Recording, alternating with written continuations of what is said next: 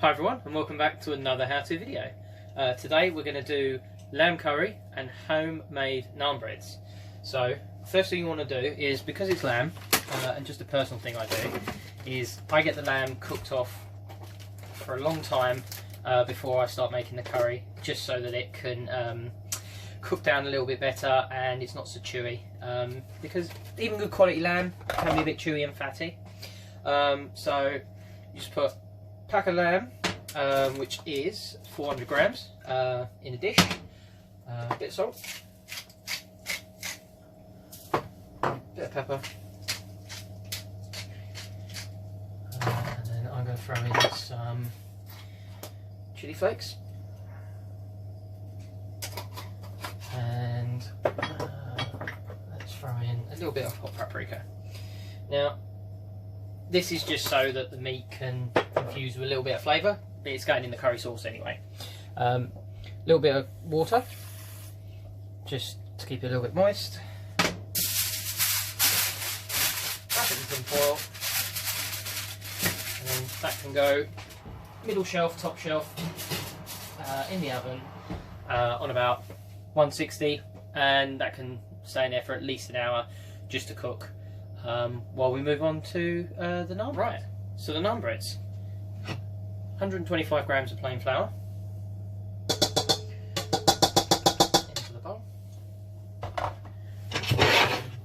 teaspoon of salt, sugar, sorry, half a teaspoon of baking powder, a pinch of salt,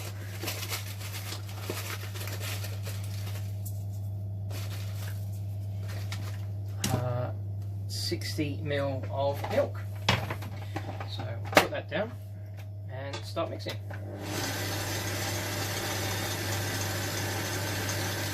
Now just pour the milk in slowly, just so that all the dry ingredients can stick together. And once the milk is in, we want just a drizzle of oil, probably no more than a teaspoon,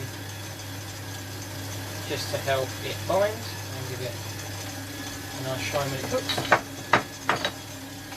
And then mix that together for a minute or two until the dough is formed. Once the dough is formed, you want to turn the machine off, and then you just want to make sure all the dough is stuck together.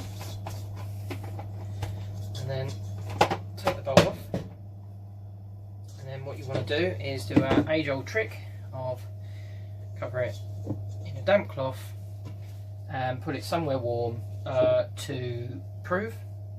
This time only for about 15-20 minutes. So like I said, I like to put it at the back of the oven, because you've already got the oven on for the lamb, so the heat will help it prove. Now we can get on with making the curry sauce. Right, now for the main bulk of the curry. So what you want to do is heat a pan and add some oil.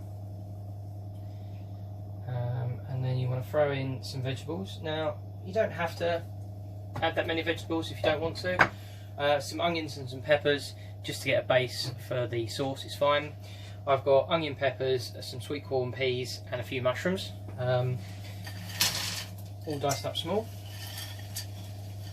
And they just go into the pan,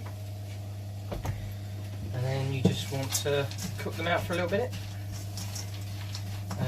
Until the onions start to sweat off and obviously the mushrooms start to cook, and then we can get on with making the sauce. Once the veg is cooked for a few minutes, let's put the sauce ingredients in. So I've got a jar of curry paste. Now this can be any curry paste you want. You can get all the spices individually, but there's quite a few of them to do a proper sort of curry. So sometimes it's best just to get yourself a jar of sauce, either Madras or korma or whatever one you want, and it has all the flavours and all the spices in it already, so you might as well use that to your advantage. So yeah, I've just put about a large teaspoon of that curry paste into the veg. Then I'm going to do about a teaspoon of tomato paste. And then 1 tin of chopped tomatoes, and this is the 400 gram tin.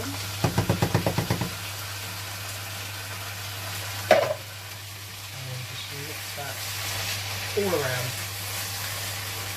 Now, what you want to do now as well is you want to crank that right down to a very low heat and just let it simmer. And then this will just cook out the sauce nicely while your lamb is cooking in the oven.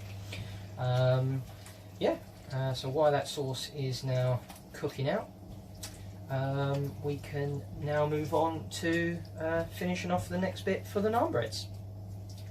Right, so once this curry sauce is finished and it's now simmering nicely, it's time to move on to the naan breads. So you'll probably notice that there's probably been no real change actually, because it's not bread flour, it's plain flour, so there won't be any doubling in size, but it would have just aerated it a little bit.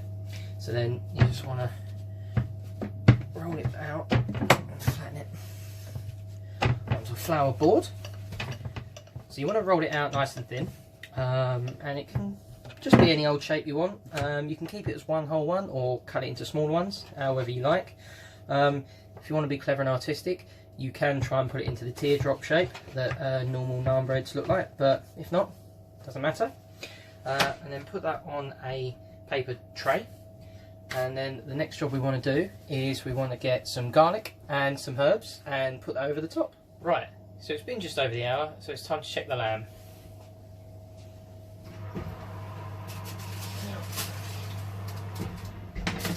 Beautiful. So that should have cooked quite nicely, but you are going to have a lot of fat in there, so what you want to do is you want to drain that off, and then we can scoop the lamb into the curry. So just scoop all the bits of lamb. Right, so there we go. That is the lamb.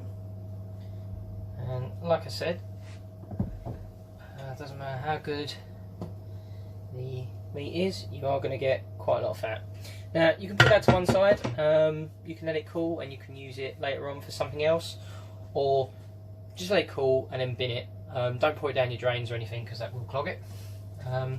But yeah, so now the lamb is in our curry and that will simmer away again and just cook the lamb even more.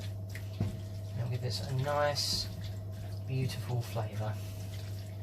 Right, so now that's done, it's time to get those naan breads in the oven and under the grill and get this dish finished off. Right, so it's been about 4 or 5 minutes, so let's check that naan bread. Yes. There we go. As you can see, it's toasted mostly both sides. If you find that the other side hasn't quite done, then just flip it over and give it about 2 or 3 minutes on the other side. But that is it. That is your homemade garlic naan with lamb curry. What you can do now is serve it with some rice, and the dish is good to go. That, I'm afraid, is the end of the video. So once again, thanks so much again for watching, and I'll see you all in the next one. Laters.